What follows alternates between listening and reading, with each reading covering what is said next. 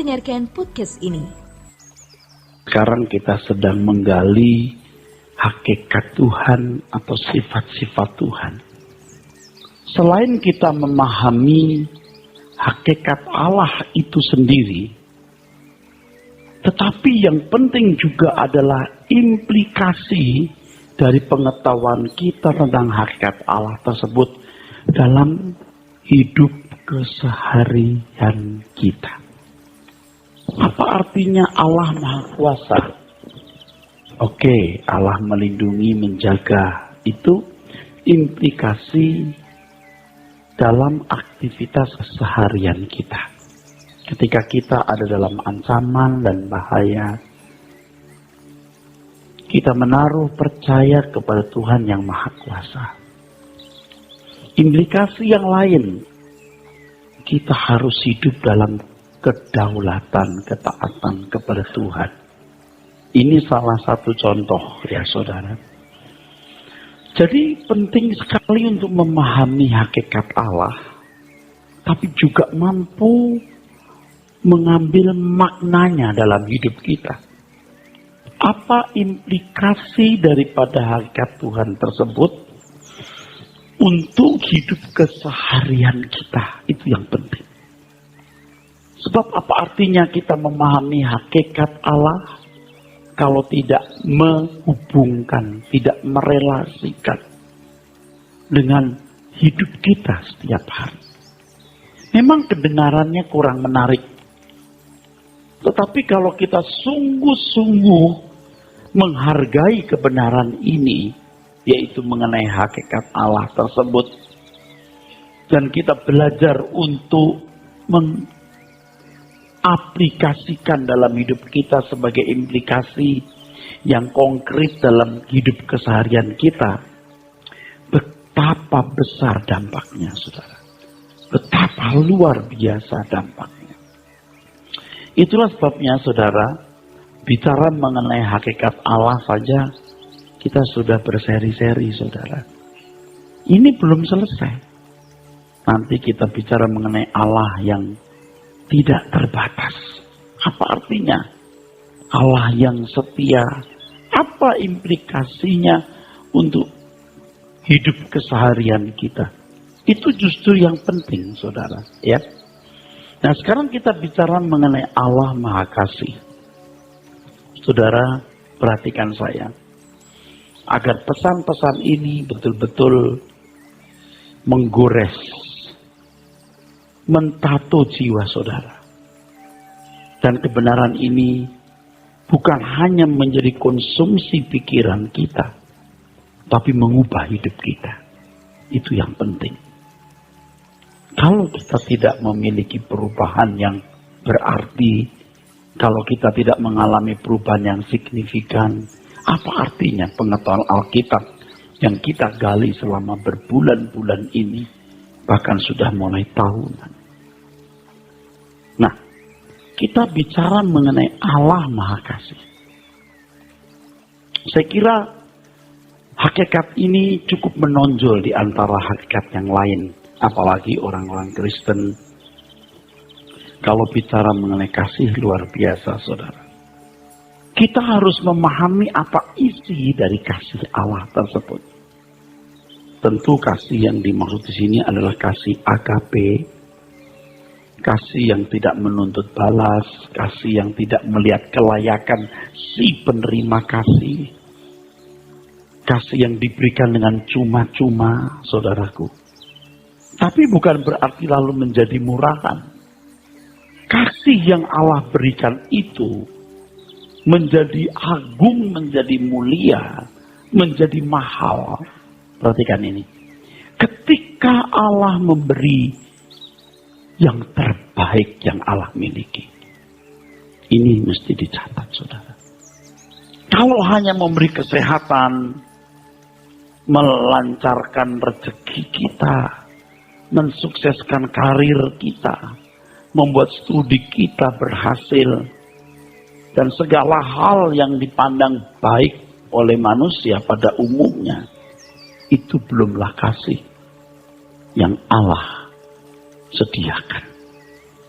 Kasih yang Allah sediakan itu, saudaraku, memuat tindakan Tuhan memberi yang terbaik yang Dia miliki. Memberi yang terbaik yang Allah Bapa miliki. Memberi yang termahal yang Bapa kehendaki. Dan saudara tahu siapa yang diberikan? Dirinya sendiri. Dirinya sendiri. Sebab Tuhan Yesus Kristus itu anak tunggal Bapa yang Bapa sangat mengasihi. Saya kira kita mengerti apa artinya mengasihi anak-anak, saudaraku sekalian. Ya. Jadi kalau anak-anak dalam bahaya, orang tua itu rela mempertaruhkan apapun demi anak-anaknya. Anak-anak itu bisa menjadi nyawa kita, saudara. Hidup kita, harta kita, segalanya bagi kita. Dan tidak berlebihan kalau saya mengatakan bahwa Tuhan Yesus itulah harta termahal dari Allah Bapa di surga. Dia memberi yang terdalam, yaitu dirinya sendiri, yang diwakili oleh putra tunggalnya, Tuhan Yesus Kristus. Ini harga yang tidak bisa dibayar oleh siapapun, kecuali oleh Allah sendiri yang memberikan putra tunggalnya, yaitu Tuhan Yesus Kristus. Dan Tuhan Yesus Kristus adalah bingkisan, wujud dari kasih Allah yang tiada ternilai itu, saudara. Nah, mestinya kita melihat ini bukan sebagai sesuatu yang murahan, saudara. Oleh karena kita sudah sering mendengar Allah memberi anaknya, Allah memberi anaknya.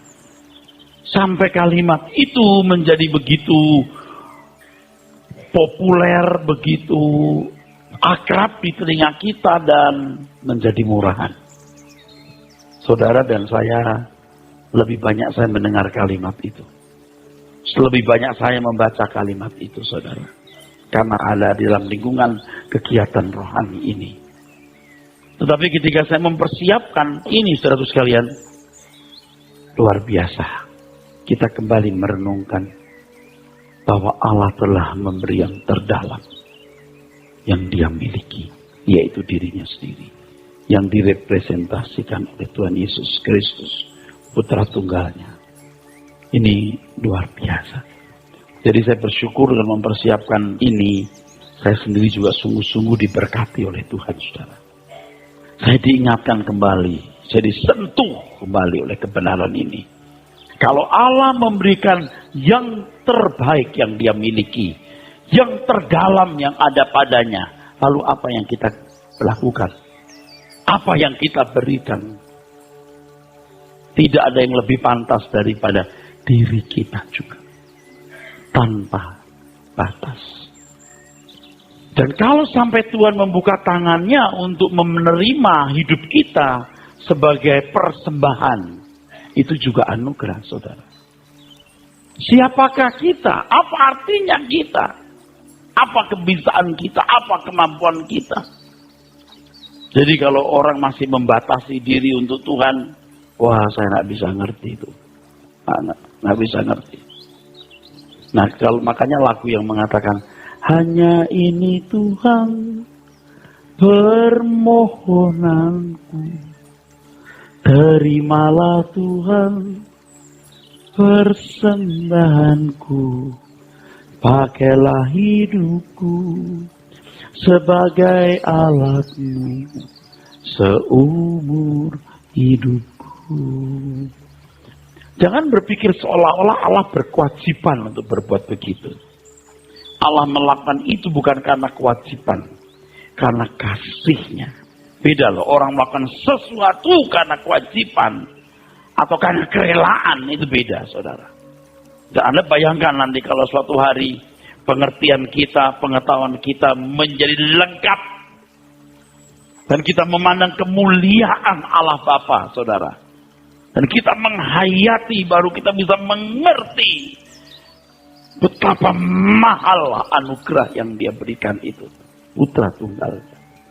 Wah, saudaraku, banyak orang kan menyesal.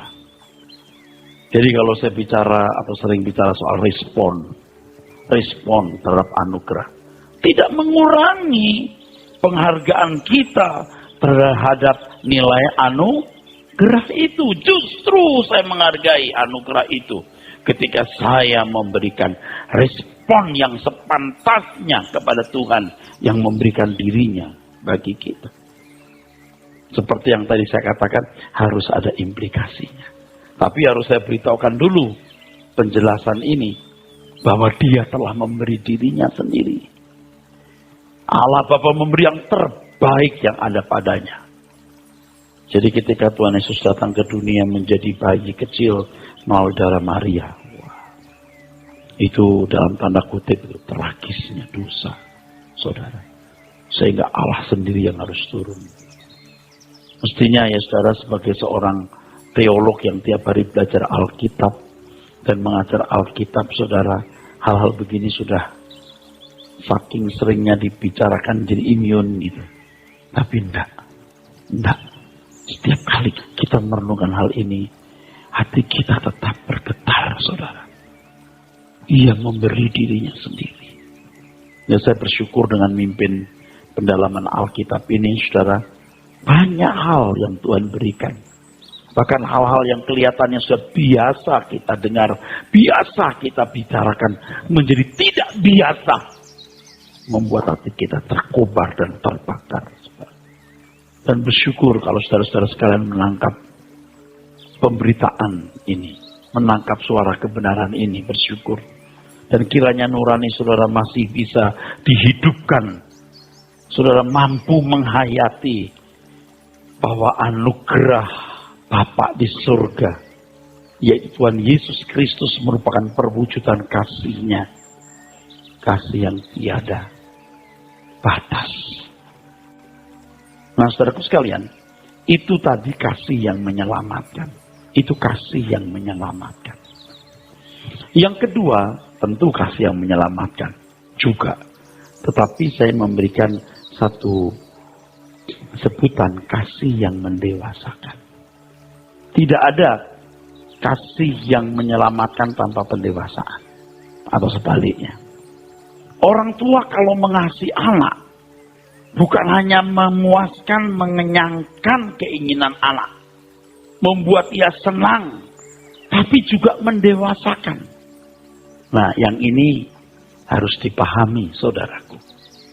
Nah, kalau saudara melihat banyak komunitas Kristen yang hanya memuji kasih Tuhan, kebaikan Tuhan, berkat-Nya, ia mengabaikan, saudara. Dia melupakan kasih yang mendewasakan. Sebab pemberian anak tunggalnya sia-sia kalau orang yang menerima anugerah itu tidak bertumbuh dewasa. Ingat, ia memberi kuasa supaya kita menjadi anak-anak Allah. Keselamatan adalah usaha Tuhan mengembalikan manusia kepada rancangannya. Dan kita semua ini orang yang harus punya perasaan krisis. Sebagai bukti dari penghargaan kita terhadap kasih Bapa, kita harus bertumbuh dewasa. Seperti Kristus, putra tunggalnya. Ketaatan seperti Tuhan Yesus, saudaraku. Kebenaran, kesucian seperti Tuhan Yesus. Tidak bisa, tidak. Kalau tadi saya mengatakan Allah memberi yang terdalam yang Dia miliki, yang termahal yang Dia miliki, Tuhan Yesus Kristus. Lalu kita juga memberi yang termahal yang kita miliki untuk Tuhan. Lalu wujud apakah tindakan yang kita mau lakukan, saudara sekalian, untuk menunjukkan kasih kita kepada Tuhan?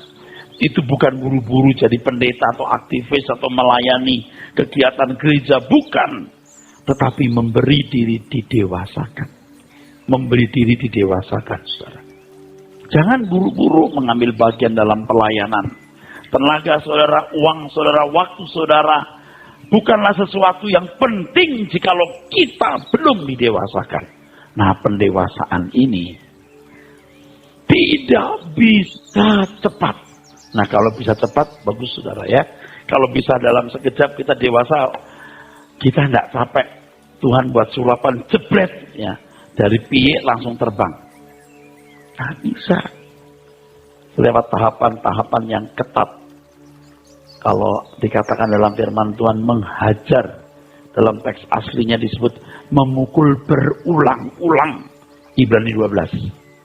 Ayat yang kelima kita mulai. Itu artinya memukul berulang-ulang. Saudara jangan merasa sudah jadi anak Tuhan loh. Kalau Anda masih anak yang belum sah, belum jadi huios.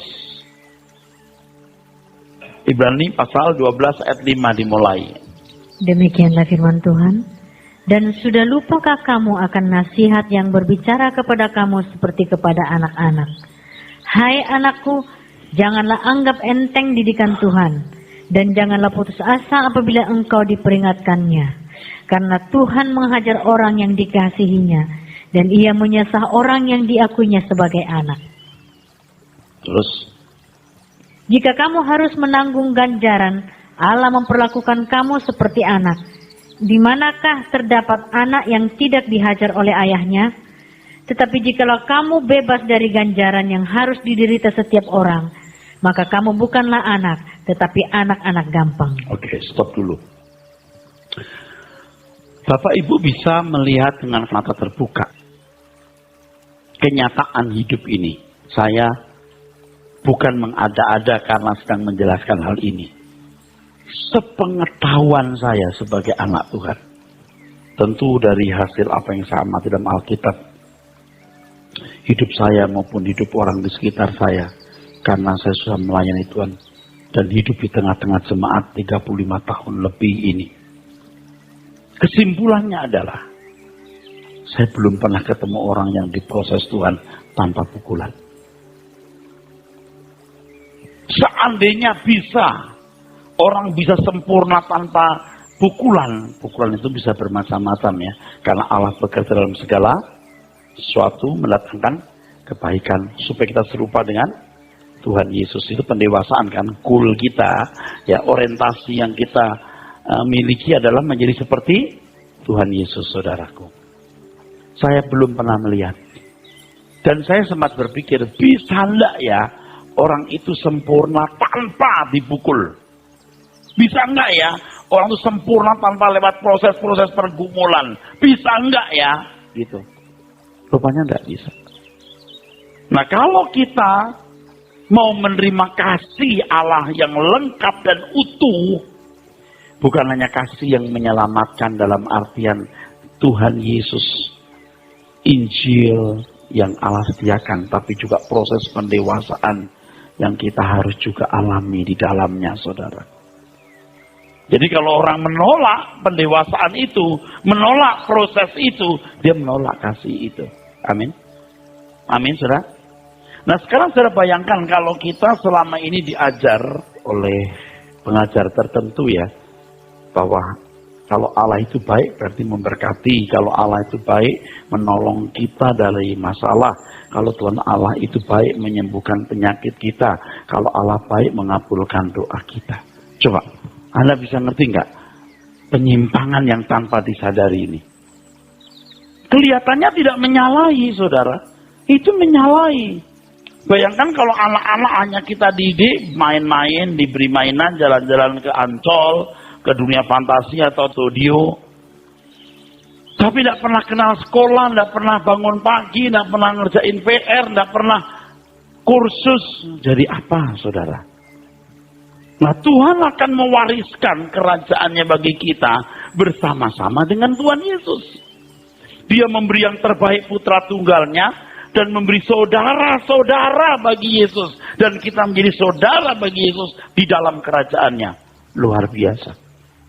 Dia menjadi yang sulung di antara banyak saudara kita, saudara-saudaranya. Tentu kita yang diproses. Coba kita nanti balik ke Ibrani ya. Sekarang Roma 8:17 dulu. Bapak Ibu, kalau sampai Tuhan turun tangan Bapak di surga, membentuk, memproses kita, aduh itu luar biasa, saudara. Jangan hanya tertuju pada status Yesus sebagai Tuhan dan Juru Selamat, tapi juga proses yang diadakan Allah Bapa dalam hidup kita. Orang kan cukup puas dengan menerima Yesus sebagai Tuhan dan Juru Selamat, ia mengakui statusnya itu. Nggak cukup, saudaraku. Kalau yang namanya ikut Tuhan Yesus, itu ikut jejaknya, hidup seperti dia hidup sampai kita bisa menderita bersama-sama dengan dia.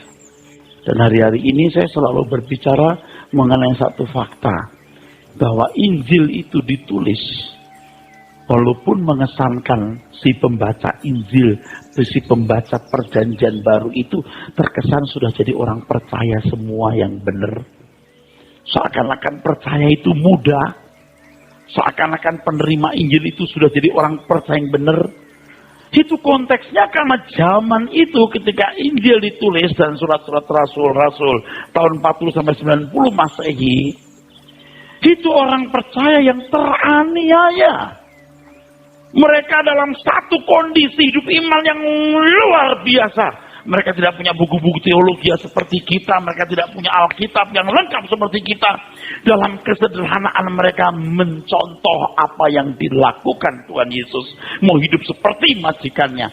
Sampai disebut Kristen, artinya seperti Kristus. Ini jadi ironi sekarang orang punya banyak buku teologi, pinter ngomong teologi. Apakah engkau menunjukkan sikap hidup seperti yang Tuhan Yesus lakukan? Itu jadi masalah. Nah, baca 17. Roma 8. Demikian firman Tuhan. Dan jika kita adalah anak, maka kita juga adalah ahli waris. Maksudnya orang-orang yang berhak menerima janji-janji Allah, yang akan menerimanya bersama-sama dengan Kristus, yaitu jika kita menderita bersama-sama dengan Dia, supaya kita juga dipermuliakan bersama-sama dengan Dia. Ya, siapa yang bisa menderita bersama dengan Tuhan Yesus kalau belum dewasa? Tidak mungkin, anak-anak nggak bisa menderita. Saudara itu bisa menderita juga bisa tidak menderita, bisa. Ini pilihan, ini pilihan. Mau menderita bisa, tidak menderita bisa, saudaraku. Kalau bagaimana bisa menderita bersama dengan Tuhan? Harus dewasa rohani dulu. Kalau belum dewasa rohani tidak bisa. Tidak bisa. Berapa kali saya mendengar beberapa orang, satu orang ya, Pak, saya boleh mengambil bagian dalam pelayanan pekerjaan dengan Bapak? Oh boleh, yuk dengar dulu kata saya. Duduk manis dulu. Bukan uangmu, bukan kecakapanmu, bukan kekuatanmu, bukan. Tapi kamu harus punya pengertian yang benar dulu, saudara. Adalah berbahagia kalau kita bisa menderita bersama Tuhan. Kita bukan hanya berdoa, Tuhan sertai aku, tapi biar aku boleh menyertai pekerjaanmu. Nah untuk itu Tuhan berkata, pikul kuk yang kupasang. Kuk itu sugos atau sugon, saudara. Kuk itu lambang pendidikan dan lambang perbudakan. Binatang yang mau didaya gunakan itu dijinakkan dulu, saudara. Betul? Seperti kuda itu dijinakkan dulu. Kuda kalau belum jinak, waduh bahaya. Sapi juga begitu, harus waktu sapi itu kecil disuruh ikut dengan induk semangnya. Sampai nanti bisa narik gerobak sendiri. Dia berguna, saudara. Bisa didaya gunakan, maka dijinakkan dulu. Kalau watak kita, karakter kita belum jinak, ya susah, saudara. Susah. Udah pengalaman saya. STH kayak MTH kayak, aduh saudara. Kalau belum jinak capek, saudara. Cari hidup, bukan memberi hidup. Nah, kasih Tuhan dinyatakan lewat pembentukan ini. Saudara pasti dibentuk Tuhan. Nah, semua peristiwa yang terjadi dalam hidup saudara itu cara Tuhan menyempurnakan saudara. Itu berkat, itu anugerah. Jangan ngomel. Justru saudara yang punya niat mencari Tuhan, mau hidup benar, mau mengiring Tuhan. Kenapa harus ngalamin begini? Kenapa harus ngalamin begini? Itu proses. Pasti itu membuat saudara sempurna. Jangan meratapi keadaan. Kalau Anda sudah meratapi keadaan, nggak jadi. Kenapa terjadi begini, Tuhan? Oh, seandainya nggak begini, jadi begini ya, Tuhan. Kenapa mesti begini? Ah, susah udah. Walaupun sering kita tidak tahu jawaban, mengapa Tuhan mengizinkan hal-hal tertentu kita alami, saudaraku. Walaupun kita tidak tahu jawabannya, saudara. Jalan saja. Nanti kita akan menemukan bagian mana dalam hidup kita yang dibentuk, yang diproses. Aduh saudara, sering kita nggak sadar kita ini angkuh, tapi nggak sadar. Kita ini sombong, tapi nggak sadar. Mau ada orang lebih pintar dari kita nggak pintar aja belagu gitu saudara. Baru punya barang apa gitu, pamer. Belum egois, duniawi. Banyak hal yang mesti dikikis saudaraku. Masih berduri dan berbulu gatel. Jadi kalau deket dia gatel orang. Rugi. Ditusuk, luka. Ada orang begitu, mulutnya itu melukai. Sikapnya itu melukai. Tapi dia nggak sadar kalau dia itu berduri. Ya kalau nggak rendah hati, nggak belajar kebenaran firman yang murni, nggak bisa membaca diri sendiri yang jujur. Canda-canda kita itu menyenangkan orang, tapi ada juga yang melukai. Bukan saya nggak suka bercanda, waduh teman-teman saya tukang bercanda terus nih. Tawa-tawa enak, tapi nggak ada yang dilukai. Ada orang yang bercandanya itu melukai. Ada yang songong, kalau ngomong itu mesti menekan orang, mesti melukai, songong gitu. Pokoknya kalau ngomong itu mesti lukai gitu loh. Dan selalu ada agenda di balik perkataannya itu. Seneng kalau orang luka. Sakit jiwa nih orang. Dijinakkan dulu. Baru ada dipakai Tuhan. Saya kira sebagian saudara ini orang-orang yang useless di mata Tuhan. Anda nggak berguna. Tapi dengan Anda belajar firman ini, Anda akan dibuat Tuhan berguna. Coba jujur, Anda tanya diri sendiri. Di mana peranmu dalam pekerjaan Tuhan? Di mana peran dalam kerajaan Allah? Nggak ada. Wah, itu celaka bener. Masuk Pak, ya udah kalau nggak mau percaya. Celaka saudara. Biar kita diproses Tuhan, dijinakkan Tuhan. Dilembutkan hati kita saudara. Lewat semua peristiwa. Jadi makin sakit itu makin dalam fondasi saudara. Kalau membangun hotel Mandarin ya mesti puluhan meter fondasinya. Nah kalau mau bikin warteg 6 meter. Anda kan mau jadi orang-orang yang hebat bagi kemuliaan Tuhan. Mesti digarap Tuhan. Sampai hari ini pun juga proses yang saya alami belum selesai saudara. Belum. Sementara saya diproses, sementara saya maju terus. Coba kalau kebenaran-kebenaran ini saya dapatkan 15 tahun yang lalu. Hari ini saya pasti lebih baik. Tapi nggak apa-apa lah. Lebih baik kita terlambat daripada tidak sama sekali. Nah Bapak Ibu coba perhatikan. Saudara punya peran di mana di kerajaan Allah. Padahal saudaraku sekalian. Kita diberi karunia bukan hanya untuk percaya. Tapi juga menderita. Itu anugerah. Itu kasih Allah. Jadi kalau orang tua didik anak jebret. Supaya anak bisa duduk di samping orang tua. Menerima apa yang dimiliki orang tua. Amin. Nah kita kalau sampai nggak ngerti gimana taunya Allah itu baik karena kita bisa punya rumah pribadi, Allah itu baik karena anak kita bisa lulus dari sekolah tinggi. Ya, kalau cuma begitu, kasihan saudara. Kalau anak-anak muda kalian mendengar hal ini, waduh, dari sekarang kamu bergumul, kamu belajar sungguh-sungguh untuk mengenal kebenaran ini. Wah, kamu luar biasa. Kamu luar biasa nak. Aduh, pokoknya gini loh, cara Anda memandang hidup harus berubah. Perspektif Anda harus berubah. Sekarang kita lagi belajar Allah Maha Kasih. Cara kita memandang Allah Maha Kasih kan beda dengan orang-orang yang hanya taunya Allah itu baik, mengasihi, melindungi, menjaga. Bukan hanya begitu, amin. Wah, panjang dan lebar. Itu luar biasa, panjang dan lebar. Seperti yang sekarang saya ngomong ini, saudaraku. Ini pun baru sebagian, saudaraku. Ya. Jadi bersyukur kalau hari ini saudara melewati banyak masalah. Sebab hal itu bentuk saudara. Katakan amin. Oke.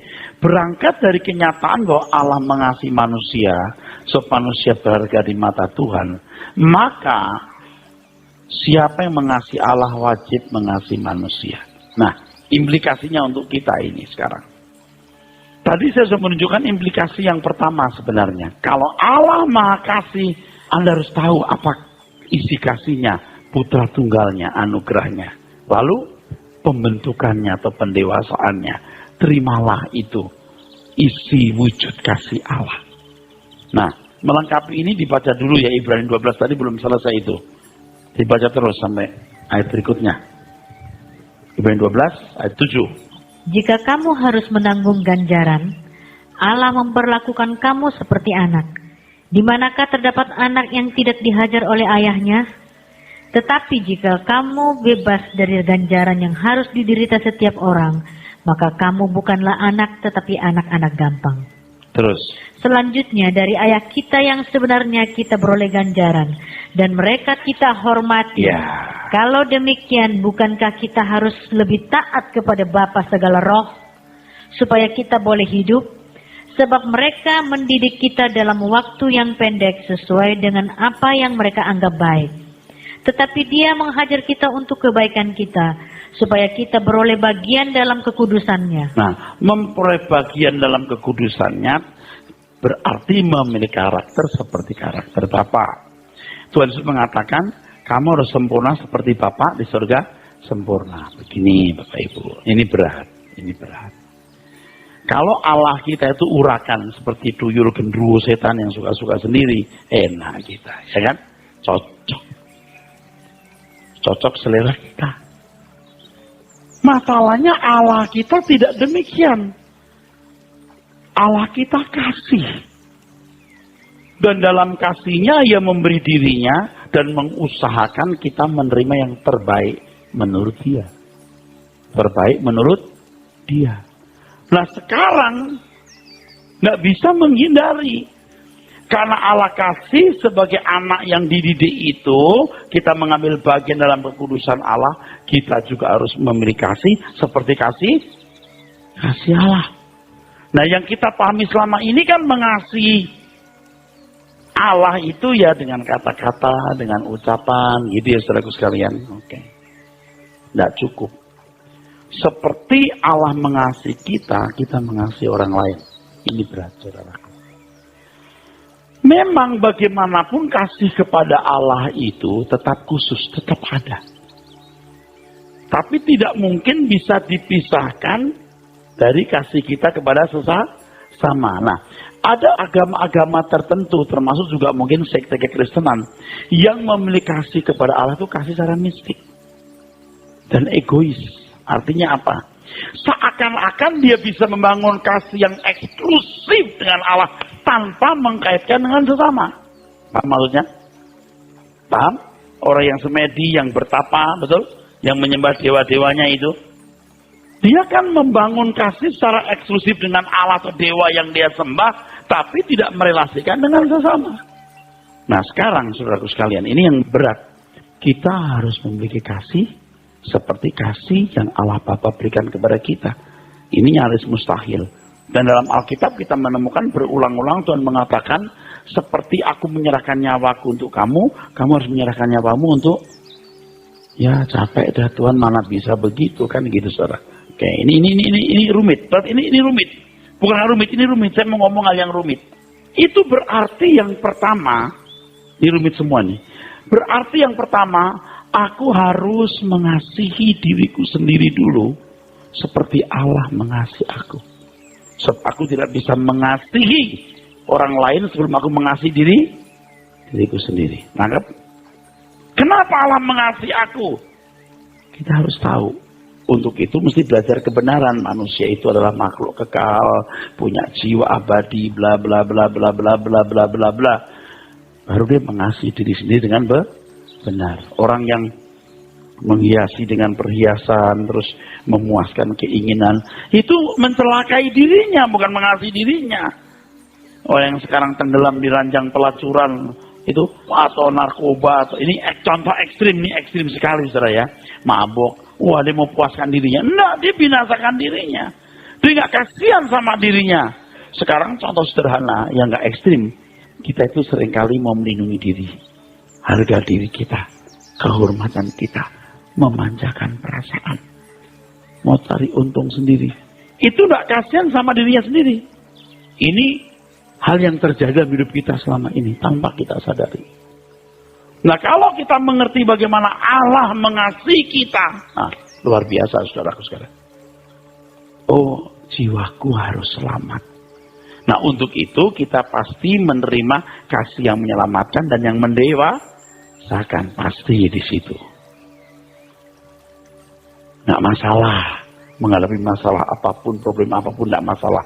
Yang penting aku dewasa. Nah, kemudian dia mengasihi orang lain, punya orientasi yang jelas juga. Sebab selama ini kita kan tahu, yang kita tahu adalah orang lapar kita kasih makan, orang sengsara ya kita tolong. Kalau hanya begitu, saudaraku sekalian, itu bukanlah kasih yang dimaksudkan oleh Allah. Yang dimaksudkan oleh Tuhan adalah bagaimana jiwa orang diselamatkan. Amin. Tapi itu belum pelik. Ada yang pelik satu lagi.